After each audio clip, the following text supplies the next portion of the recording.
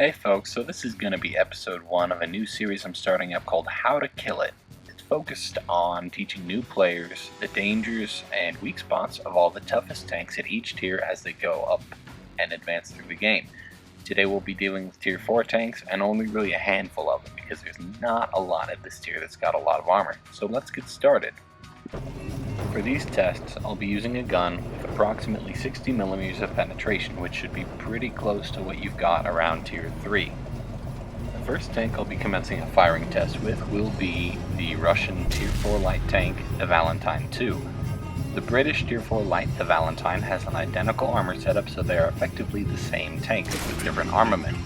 They've got 60mm front, side, and rear on the turret and the hull. That's not exactly accurate for the turret, but it gives you a general idea. As should be pretty obvious by what you're seeing, a 60mm pen gun is not really going to get through the front of a Valentine or Valentine 2. There's just not really any sort of weak spot you can aim for either. It's best to engage it from the side. So assuming that you make it around to the side of a Valentine or Valentine 2, don't bother aiming at the side of the turret. It's just as thick as the front of the tank. Don't aim at the side next to the tracks either, because then you've got to contend with both the side armor and the additional thickness added by the tracks. It counts as an extra layer of armor on all tanks. Aim above the tracks, you'll hit a thinner patch of armor. If you're lucky enough to find yourself behind a Valentine, again, forget aiming at the turret. Aim for the lower or upper rear portion of the hull. It's much thinner there than advertised, especially that rib section protecting the engine. That's very thin. Next on the list is the AMX-40, the Tier 4 French light tank, and yes, before we go any further, it does look like a Mallard. It's only a light tank in name though. It's armed, armored, and, well, it moves like a heavy. This tank's armor profile is what makes the 70mm front, 65 side, and 40 rear more than adequate. You see, with all that sloping and rounding, you're never going to get that advertised figure. There aren't really any weak spots for a gun with this much penetration on the front, so you'll have to engage it from the side or the rear. Once you're around the side of an AMX-40, you may have some luck penetrating the turret ring, but the cupola and the rest of the turret are still going to be pretty much impenetrable to you. The side of the hull is not a good place to aim either, because up above the tracks, you've got to deal with a lot of sloping, and down where it's flat by the tracks, well, you've got to deal with the spaced armor on the sides with those skirts, then the track, and then the actual hull armor. This is not a good place to engage the MX-40 if you've got a gun like this. Once you're around the rear, however, it's pretty much a turkey shoot. Aim wherever you really feel would be most appropriate. Take out the engine if you'd like. Just don't aim at that ribbed engine deck. It's too well sloped and you'll automatically bounce, as it's going to give you about an angle of 70 degrees.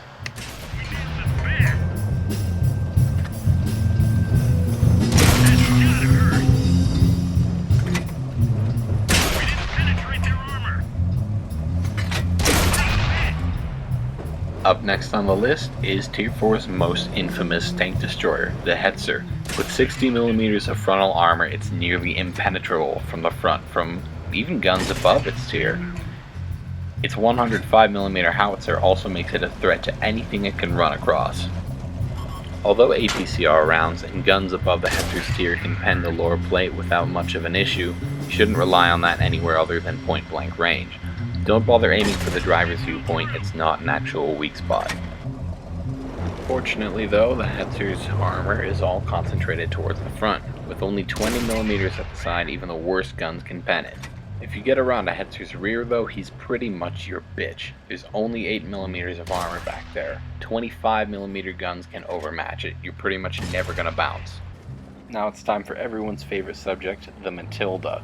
With 75mm of armor on the front of the hull and the turret, it's got pretty much no weak spots and it's nearly impenetrable to low pen guns. If you're somehow corralled into engaging the Matilda, don't do so from the front unless you've got gold ammo. Get around to the sides or rear if possible, rear optimally. I say it's better to get around to the rear for a good reason. The side hull armor is 70mm, side turret armor is 75. It's the same story as the front. It's pretty much impenetrable unless you've got gold. Even if you do get around to the rear though, it's probably best if you load some APCR. This is with a gun with 55mm of average penetration, and I'm just getting nothing through the back of it. This is because even the rear of the Matilda is 55mm thick on the hull. One small additional note is to be made. Because of the Matilda's reliance on thickness rather than angling, once you do load gold, it's pretty much just going to go through like butter. Now for show, we have the B1 or the B2. Now these are tier 4 heavy tanks. The B1 is the French version, it's the normal tech tree tank. The B2 is a rare German version. The main difference between these two is that because the B1 is a tech tree tank, you can upgrade it a little bit better than the B2. The B2 is pretty much a B1 without the top engine.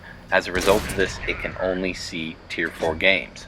The armor profile is pretty consistent, 60mm at the front, 60 at the side, and 55 at the rear. The turret is a considerable weak spot though, and the front of the hull did have a pair of fairly large weak spots like I showed you just there. Avoid shooting the side of the hull as it has an extra layer of armor and tracks count as spaced armor.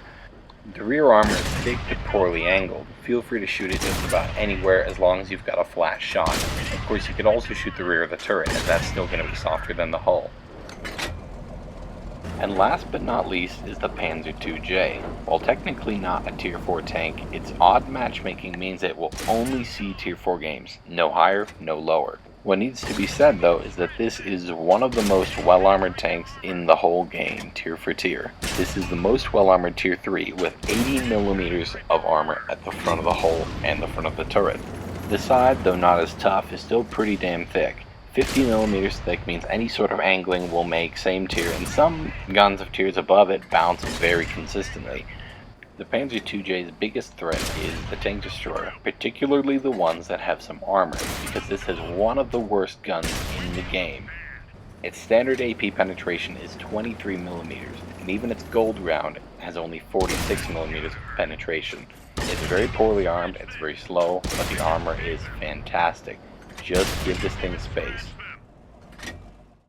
Thanks for watching, folks. I'll be coming out with the Tier 5 video fairly soon, because I know a lot of you are having trouble with things like the AT2 or the KV220. Again, thanks for watching, and I'll catch you in the next episode.